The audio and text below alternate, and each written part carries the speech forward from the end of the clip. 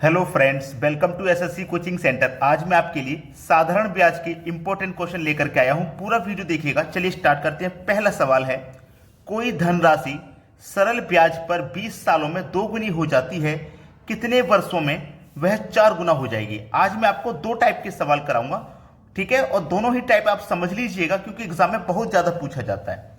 सबसे पहली बात ये कि यहाँ पे ये जो प्रश्न है, पहले बोला है 2 गुना, फिर बोला है 4 गुना। तो इसके लिए आपको क्या करना है, टाइम 1 अपॉन में टाइम 2 बराबर जो भी गुना गुनी है उसे मैं ए नाम दे देता हूं। जैसे A1 उसमें से -1 करेंगे, बटे में A2 उसमें से -1 करेंगे। ये सबसे सरल तरीका है। टाइम 1 कितना है आपका 20 साल, तो आप टाइम 1 को 20 साल लिख लीजिए। टाइम 2 आपको नहीं पता है कितने वर्षों में, वो निकालना है। जो निकालना है उसको ऐसे ही लिख लो, बराबर पहले क्या है 2 गुना, तो जो भी गुना गुनी है उसमें से -1 करेंगे। तो 2 गुना है तो उसमें से -1 करेंगे, ठीक है। फिर बोला है 4 गुना, तो हमारा दूसरा वाला गुना कितना है 4, उसमें से भी क्या करेंगे -1 करेंगे, ठीक है। बस हो जाएगा सवाल। अब इसमें कुछ भी नहीं है। ये मेरे पास कितना है 20 बटे में T2 बराबर 2 में से जाएगा 1 तो 1 बचेगा, 4 में से जाएगा 1 तो 3 बचेगा। अब क्या हो जाएगा, क्रॉस मल्टीप्लाई, तो 3 का मल्टीप्लाई 20 से हो जाएगा तो ये 60 हो जाएगा, बराबर T2 का मल्टीप्लाई 1 से रहेगा तो ये T2 ही रहेगा। तो हमसे T2 की वैल्यू पूछी गई थी, टाइम 2 पूछा गया था, दूसरा वाला समय वो 60 वर्ष हो जाएगा। मतलब सी ऑप्शन बिल्कुल सही जवाब है। अगर किसी को समझ में नहीं आया तो छोड़ के ना भागें, पूरा वीडियो देखें। अब देखते हैं अगला सवाल। अगला सवाल है, कोई धनराशि 10 वर्ष में अपने की दोगुनी हो जाती है, साधारण ब्याज की उसी दर से वह अपने की 3 गुनी कितने वर्षों में होगी।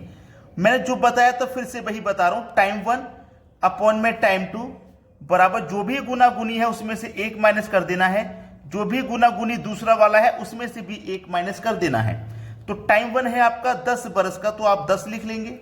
टाइम 2 आपको पूछा गया है। अब देखो गुना गुनी कितना है, यहां पे 2 गुनी बोला है ना, तो 2 गुनी में से क्या करेंगे 1 माइनस करेंगे। बाद में 3 गुनी बोला है तो 3 गुनी में से 1 माइनस कर दोगे तो ये 10 हो गया, बटे में टाइम 2 निकालना है, बराबर 2 में से 1 जाएगा तो 1 बचेगा और 3 में से 1 जाएगा तो 2 बचेगा। वही पहले के जैसे क्रॉस मल्टीप्लाई कर दो। 2 का मल्टीप्लाई 10 से करेंगे तो 20 आ जाएगा और T2 का मल्टीप्लाई 1 से करेंगे तो T2 आ जाएगा। तो टाइम 2 पूछा गया था आपसे, कितना निकल के आ गया 20 बरस, जो कि डी ऑप्शन में है। तो पिछले क्वेश्चन में अगर कोई डाउट था तो इसमें अच्छे से क्लियर हो गया, वरना डाउट तो कोई होना ही नहीं चाहिए। अब देखते हैं आगे।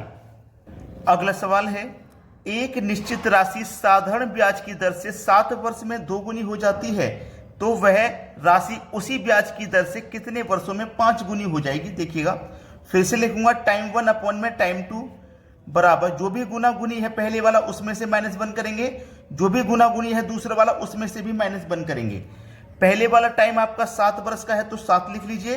दूसरा वाला टाइम नहीं पता है तो ये हमें निकालना है, बराबर पहले वाला गुना गुनी कितना है उसको देखिए। पहले वाला गुना गुनी यहाँ पे मैं देखूंगा तो कितना है 2 गुनी है, तो 2 गुनी में से क्या करेंगे 1 माइनस करेंगे। और दूसरा वाला गुना गुनी कितना देखिएगा 5 गुना है, तो 5 में से -1 करेंगे।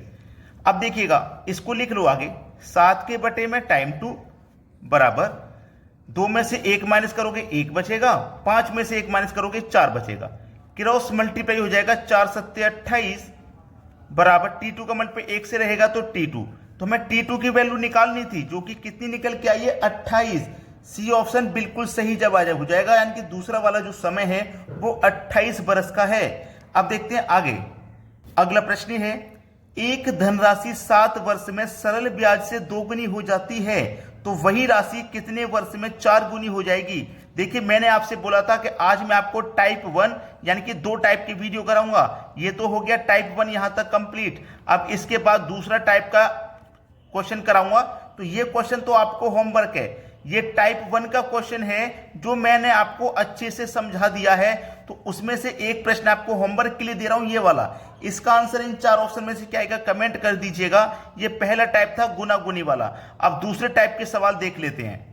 अगला प्रश्न है टाइप 2 का, जिसमें मैं आपको सिखाऊंगा बिल्कुल धांसू ट्रिक जिसे बोलते हैं, बिल्कुल धांसू। और धांसू का मतलब है देसी जुगाड़। यानी कि कोई फॉर्मूला नहीं बताऊंगा, कोई फॉर्मूला नहीं बताऊंगा, देसी जुगाड़ बताऊंगा मैं आपको, जिससे कि आपको कोई फॉर्मूला याद भी नहीं है तब भी आप प्रश्न को सॉल्व कर पाएंगे।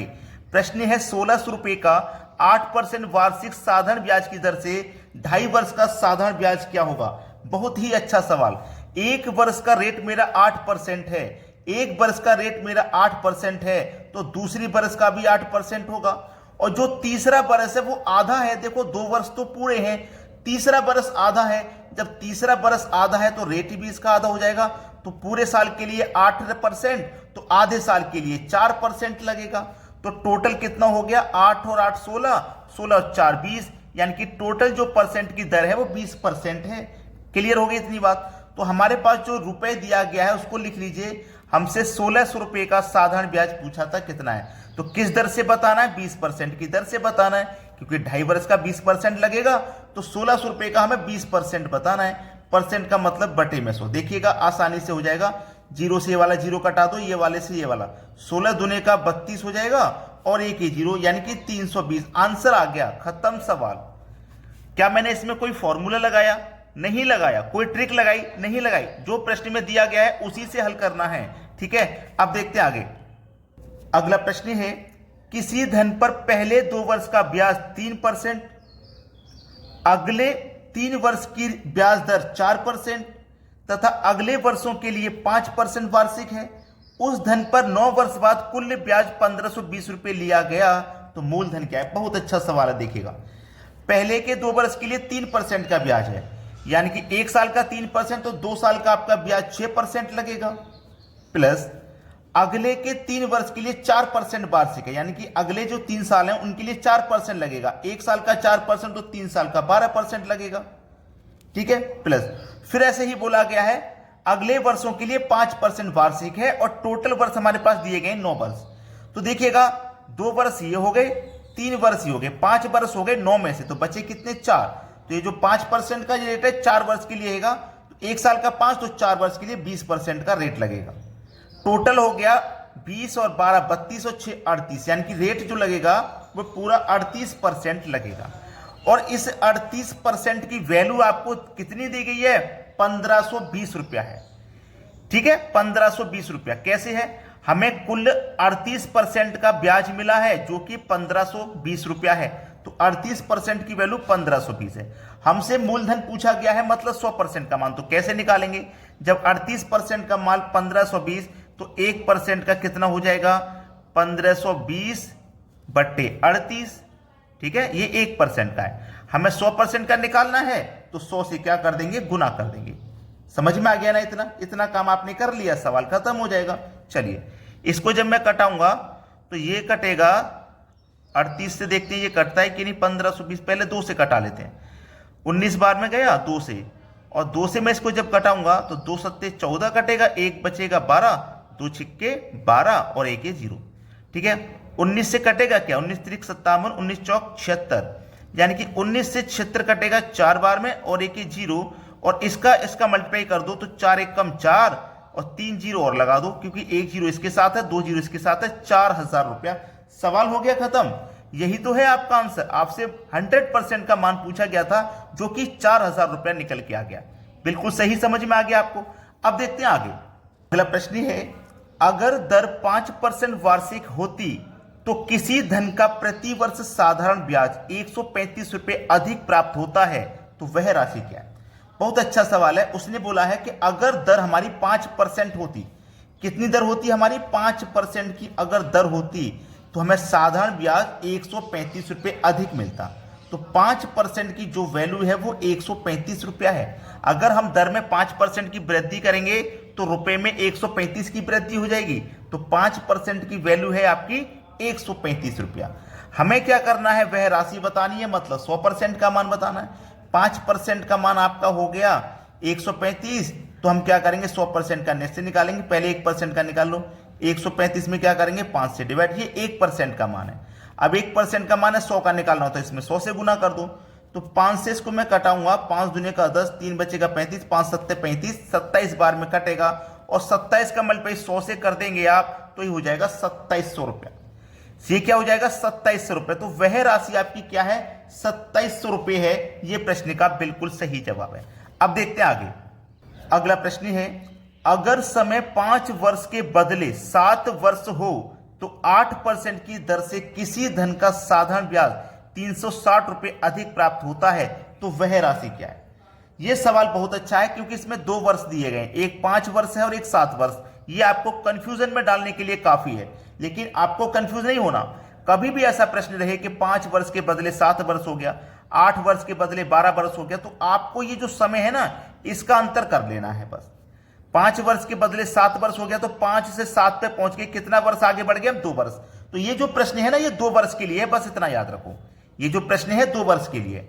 अब एक साल का रेट 8% है, एक साल का रेट 8% है तो दूसरी साल का भी 8% हो जाएगा, टोटल इंटरेस्ट हो जाएगा 16%। ठीक है, टोटल इंटरेस्ट ऑफ 16% हो गया। अब हमें क्या करना है? कुछ नहीं, प्रश्न आसानी से आ जाएगा। तो साधारण ब्याज कितना प्राप्त हुआ? 360 रुपया। साधारण ब्याज 360 रुपये प्राप्त हुआ, यानी कि प्रतिशत वैल्यू हमारी कितनी लगी? 16%, और ब्याज प्राप्त हुआ 360। भाई हमें 16% ब्याज चाहिए और रुपए में ब्याज 360 चाहिए, तो 16% ब्याज 360 के बराबर है। भाई 16% का मान 360 के बराबर हो गया। हमें क्या निकालना है? 100% का मान। तो कैसे निकालेंगे? 1% की वैल्यू निकालेंगे तो 360 में डिवाइड करेंगे 16 से, ये 1% का मान है, और 100% का निकालना तो 100 से यहां पे गुना कर देंगे। ठीक है, चलिए 4 से कटाऊंगा, 4 चौको 16, 4 नीम 36 और 1 जीरो या 90। ठीक है, अब 4 से कटा दूंगा 100 को, तो ये 25 बार में कटेगा। अब 90 और 25 का गुना मुझे करना है, तो 25 का गुना पहले 0 में करूंगा तो 0 ही हो जाएगा, और 25 का अगर मैं 9 में करता हूं तो 25 का गुना अगर मैं 9 में करता हूं तो ये कितना हो जाएगा? 9 पंजे 45 का 5, कैरी का 4, 9 दूने 18, 4 22। ठीक है, ये हो गया मेरा 2250 रुपया। कितना हो गया भाई? 2250 रुपया हो जाएगा। ये मेरे प्रश्न का बिल्कुल सही जवाब है, क्योंकि उसने हमसे राशि पूछी थी कि वो राशि क्या है। ठीक है, तो ये हमारे सवाल का बिल्कुल सही जवाब है। तो अगर आपने अभी तक लाइक नहीं किया वीडियो को तो लाइक कर देना, और सभी बच्चों में वीडियो को शेयर कर देना। ठीक है दोस्तों, धन्यवाद।